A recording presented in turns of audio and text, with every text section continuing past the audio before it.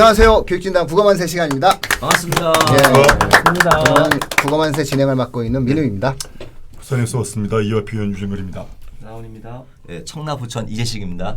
예, 목동의 갈무리학원 김종일입니다. 드디어 자기소개를 먼저 하고 방송을 했습니다.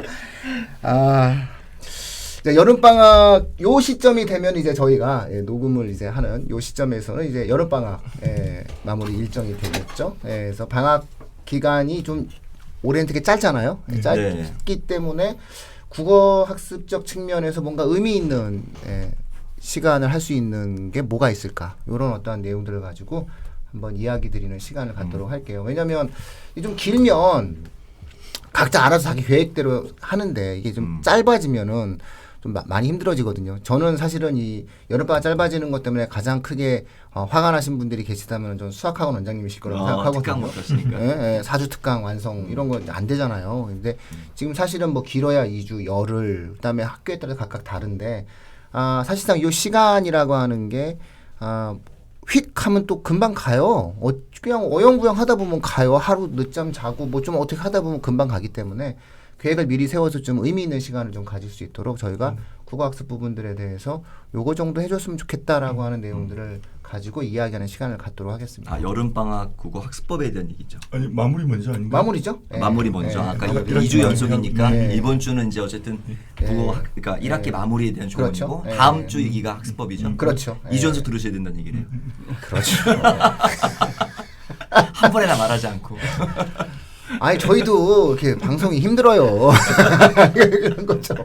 저희가 이 좋은 주제를 갖고 자꾸 얘기를 하는데 이게 좀 더 이렇게 퍼져나가고 해야 되겠죠. 저희도 언젠가는 구독자도 한 10,000명도 넘고 20,000명도 넘고 10만 명도 되고 해야 되겠죠. 이게 유튜브도 이제 기본적으로 좋은 컨텐츠가 우대받는 그런 시대가 될 때까지 끝없이 노력할 겁니다. 그래서 노력하겠습니다. 네. 그래서 어쨌든 이제 1학기를 어떻게 진행을 해야 되는지 그게 사실은 이제 계획에 대한 부분이 만들어지니까 그렇게 해서 한번 말씀드리도록 하겠습니다. 제가 먼저 할까요? 예. 저는 이제 고1 학생들한테 한번 학년을 나눠 말씀드려 볼게요.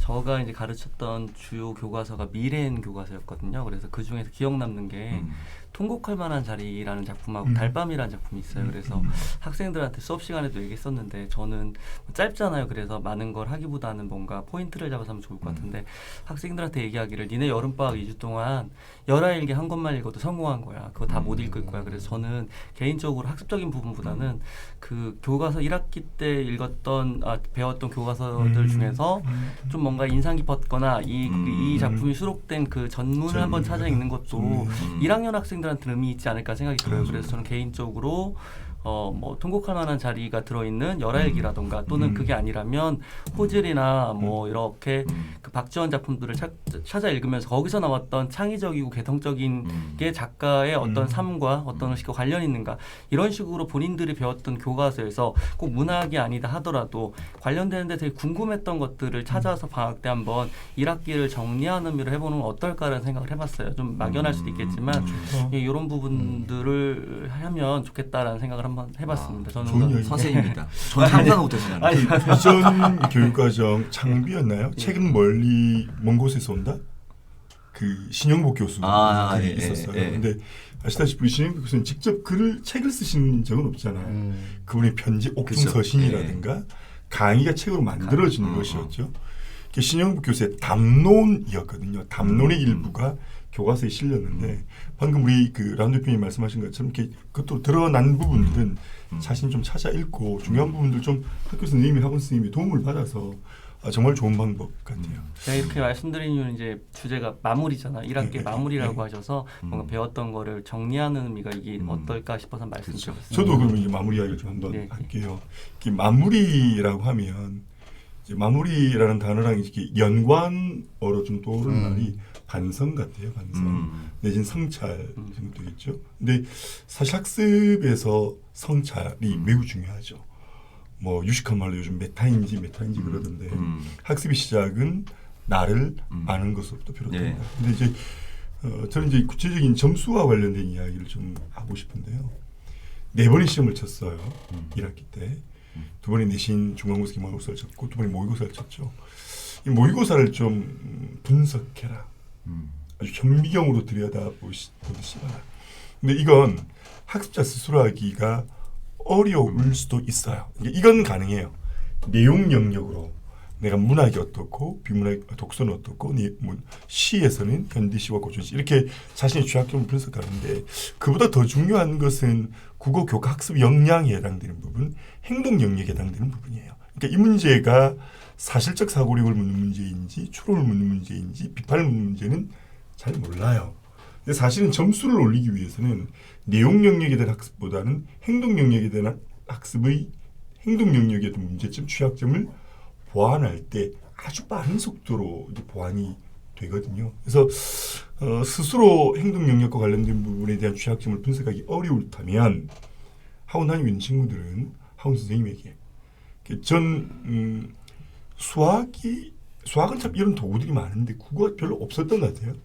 저는 지금 이런 부분을 들여서 아이들에게 자가 진단 평가표를 하나 만들어보고 그다음에 이제 행동 영역이나 문제 유형별로 아이들이 그 평가할 수 있는 분석서를 하나 만들었는데 우리 전문가 선생님들은 그거 없이도 이렇게 애들 분석해 줄 수 있으니까 그렇게 하고 학원 안 다닌 친구는 학교 선생님도 했고 그다음 이제 그럼 이제 문제를 어떻게 해결할 것이냐. 내가 추론적 사고 문제를 많이 틀리는데 이 아이들은 또 추론적 사고 문제를 찾아내기가 어렵잖아요. 또 책들이 추론적 사고 문제만 모아놓은 책들도 없으니까. 근데 그건 EBSI 들어가면 돼요. EBSI 들어가서 내가 만든 문제집에서 카테고리별로 문제를 분류할 수 있습니다. 그래서 그걸 컴퓨터 상에서 문제를 풀 수도 있고 출력해서도 풀 수도 있으니까 그렇게 해서 하면 취약점 분석과 취약점을 해결할 수 있을 것이다. 왜 그러느냐 하면 사실은 제가 아까 마무리라는 말에 연구한어가 반성이라고 그랬는데 또 다른 연구한어는 출발이거든요. 그래서 2단계가 돼야 방학을 준비할 수 있고 2단계가 돼야 2학기를 새롭게 출발할 수 있지 않겠느냐. 그래서 저는 이 방법을 꼭 썼으면 좋겠습니다. 네. 궁금한 거 아까 자기 진단 평가서를 만드셨다고요? 예, 자가 진단. 네, 어떤 내용이죠? 예를 들어서 뭐 국어 군본, 제가 국어 근본, 시, 소설, 독서 이렇게 운문문학, 산문문학으로 나누었어요. 예를 들어서 국어 학습 면에서. 예. 그래서 뭐 국어 근본과 관련된 질문에는 하루 국어 공부를 뭐 60분 이상 한다. 뭐 예를 들어서 시간 낭비를 할 수 있다. 뭐 그런 이제 문항들을 한 40개 정도 만들었죠. 그래서 학원에 처음 왔었을 때도 그걸 가지고 아이를 좀 진단해 보기도 하고요. 또 학습이 진행되는 과정 속에서 아이가 스스로 어떻게 변했는지를 스스로 평가해 보고 초반에는 그 자가 진단표를 통해서 아이를 보되 수업이 진행이 되면 아이들은 좀 변화와 성장을 좀 확인해 볼 수가 있죠. 바로 끝나고 나서 카톡 주고받으시면서. 네네. 왜냐면 저희는 국어 학습 검진표가 있어요. 그래. 예, 그래서 아이들이 오면 이제 그 아이들에 대한 성향과 본인의 어떤 분석할 수 있도록 그 표를 만들어서 같이 상담을 하거든요. 그러니까 상담할 때 그냥 상담하는 게 아니라 아이가 작성을 가지고 같이 얘기를 하게 되는데 제가 이제 그 자가 진단 평가서라는 것도 굉장히 같은 거네요. 예, 같은 건데 이제 주고 받으시면서 그래서 우리 아이들을 위해서 정말 필요한 것 같아요. 그런 부분. 예. 다 드리겠습니다. 놓고 가세요. 뭐 그런 거 지금 팔팔 놓고 가시는 거예요. 네. 자, 그럼 자가진단표는 우리한테 주시는 걸로 하고. 네, 알겠습니다. 그리고 어떻게 몰아주시나요? 1학기 마무리로.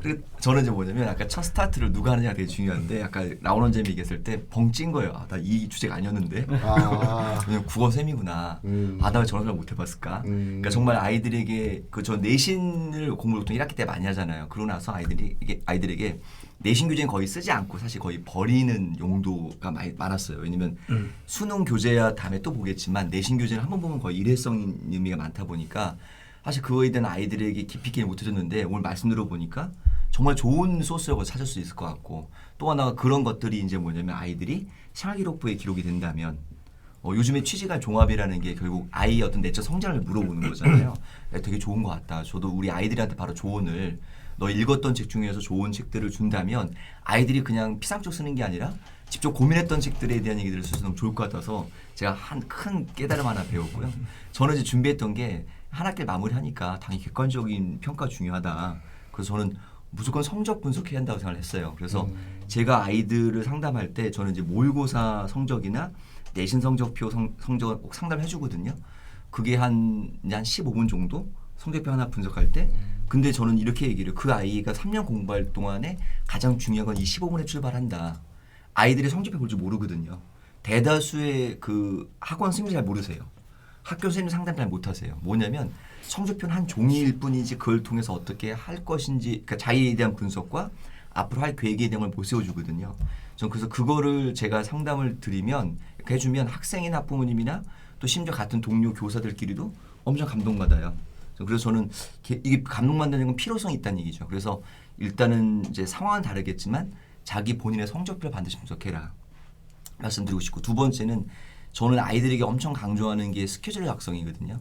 그러니까 제가 지난주에 어휘 되게 강조한 것처럼 학습이란 건 습관이라고 봐요. 그러니까 습관을 잘 세우기 위해서는 아이들이 자기를 돌아보는 어떤 이제 계획서들이 있어야 되는데 그 계획서가 저희가 흔히 말하는 스케줄러인데 자기 방식으로 할 수 있잖아요.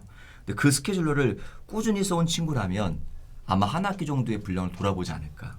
그러니까 뭐 일기를 보라는 말은 모르겠습니다. 너무 좋은 얘기지만 안 쓰는 친구도 많이 있으니까요. 근데 학습적으로 본다면 자기 스케줄러에 보면 대부분 스케줄러가 계획만 있는 게 아니라 평가가 있잖아요. 자기가 뭘 부족했다, 뭐가 좀 잘했다 이런 내용들이 있으니까 참고로 저는 스케줄러 노트도 아주 비싼 걸로 만들어서 아이들 주거든요.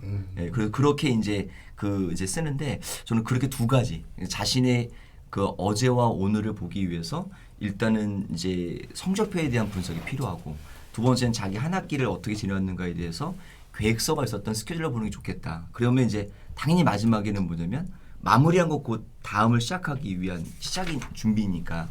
그래서 학습 계획서를 한번 세워봐라. 만약 1학기 때 학습 계획서를 세운 친구가 있었다면 그 계획서를 평가하는 게 마무리일 거잖아요. 그러면 다시 시작해서 이번에 이제 마무리한다는 건 다음 2학기나 또는 여름방학에 학습 계획을 세울 수 있는 또 시기니까 그런 면에서 되게 도움되지 않을까라고 좀 말씀드리는데, 아까 라온 원장님이 계신 거 들으면서 제가 머리가 하얘져가지고 아니야 제가 각자의 취향이 그게 맞는 거죠. 나 상업적이에요. 근데 일단은 이재 원장님, 이재식 대표님 그랬고 뭐 농담으로 하신 말씀이겠지만은 저 항상 얘기하는 게 그거거든요. 그러니까 우리가 하는 거는 교육 사업이라고 하거든요. 그러니까 그 두 가지의 접점을 우리가 찾아야죠. 맞아. 예전에 제가 이걸 여기서 얘기를 하면 어떨지는 모르겠는데 그때 등골이 좀 써놓은 거 제가 선생님들한테도 많이 얘기하는데 아주 옛날이에요. 진짜 옛날. 진짜 옛날인데 그게 잊혀지지는 않는 거예요.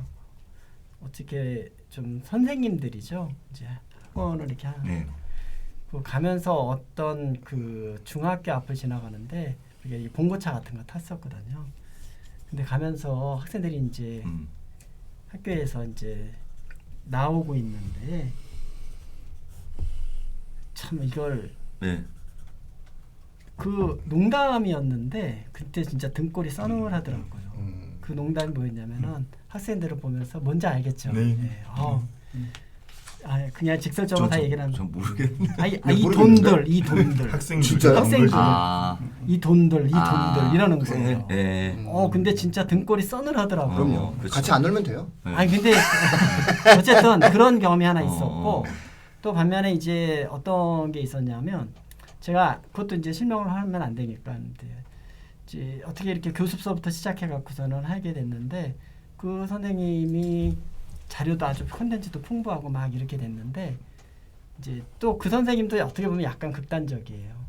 자기는 뭐 내신 준비나 이렇게 해주면서 좀 심하게 얘기하면 선생님 똥꼬나 닦아주고 싶지는 않다. 이제 수능으로 자기는 오로지 뭐 이렇게 한다라고 했었거든요. 근데 이제 결국은 어떤 일이 벌어졌냐면은 세월이 좀 지나고 나서 그 선생님이 없는 거예요. 그러니까 학원에, 이제 그 학원에 애들을 가르쳐야 되는 선생님이 있어야 되잖아요. 그러니까 결국은 어떤 거냐면은 그 선생님들이 급여 같은 것들이 충족이 안 되니까 나오는 거죠. 그러니까 이제 저는 그런 예를 들어주는데 우리가 하는 거는 그렇다고 해서 사업적으로 얍삽해 갖고서는 애들을 그냥 돈으로만 본다라고 하면은 정말 난감하잖아요. 그렇지만 또 교육적인 측면으로 내 좋은 맛으로 난 이렇게 하는 게 최상의 교육이라고 생각을 해갖고 돈을 벌어들이지 못한다라고 하면 그거는 별 의미가 사업은 없잖아요. 아니니까. 그래서 그냥 항상 우리는 교육 사업을 한다라는 걸 잊어먹으면 좀 안 될 것 같아요. 좀 교육이 우선. 예. 여담이지만은 예. 좀 그런 얘기하고요. 그다음에 또 서울대학교 분당 캠퍼스였습니다. 저는 아까 여름방학 마무리 이렇게 했는데 그 제가 좀 제안해 드리고 싶은 거는 이거는 부모님들한테도 얘기해 드리고 싶은 건데 저는 메모 준비하겠습니다. 아이 정말 이거를 꼭 좀 하셨으면 좋겠어요. 부모님들이. 근데 저는 시험지 정리하는 거예요. 그래서 저는 가끔 이제 학생들이 시험 보고 나면 시험지 예전에 가져오라고 그러면은 이런 애들 좀 보거든요. 뭐 시험지 잊어버렸어요. 좀 맞아요. 가져다 주기 싫으니까 그렇게 대답했을 수도 있는데 어디다 뒀는지 모르겠어요. 그리고 뭐 버렸어요. 뭐 이래요. 그런 학생들을 보면 좀 진짜 한심할 정도가 아니라 한심을 넘어서서 두심, 세심한 것 같아요. 그리고 그런 학부형은 또 어떤 생각까지 드냐면 도대체 애들을 뭘 그렇게 해주겠다라는 것인지 하는 그런 생각이 들었거든요. 자기가 본 시험지기 때문에 자기가 틀린 것이 생각이 잘 나거든요. 자기가 뭘 판단을 잘못해서 이걸 틀렸는지 이런 거. 저는 고3도 그런 얘기 많이 하거든요. 1년간 본 모의고사 버리지 말고 모아뒀다가 한 보름 전에 한 번씩만 훑어봐도 네가 봤던 거니까 네가 왜 틀렸는지 잘할 거 아니야. 그렇게 얘기하거든요. 학년 불문하고 그게 학교 내신이든 모의평가든 꼭 해놔라. 근데 애들이 따지고 보면 애들 입장에서는 너무 또 많을 수도 있어요. 뭐 한두 과목도 아니고. 근데 나름대로 주요 과목 국어, 영어, 수학 정도 나머지 뭐 사과탐에서는 또 필요한 거에 이런 거는 애들이 못 챙긴다면 부모라도 꼭 챙겨서 그거를 갖다가 애들이 나중에라도 볼 수 있게끔 해주면 그건 정말 큰 도움이 된다고 생각하거든요. 만약에 이번에 고1이라고 한다라고 하면은 고등학교는 지식의 양도 정말 폭발적으로 증가하고 애들이 할 게 너무 많잖아요.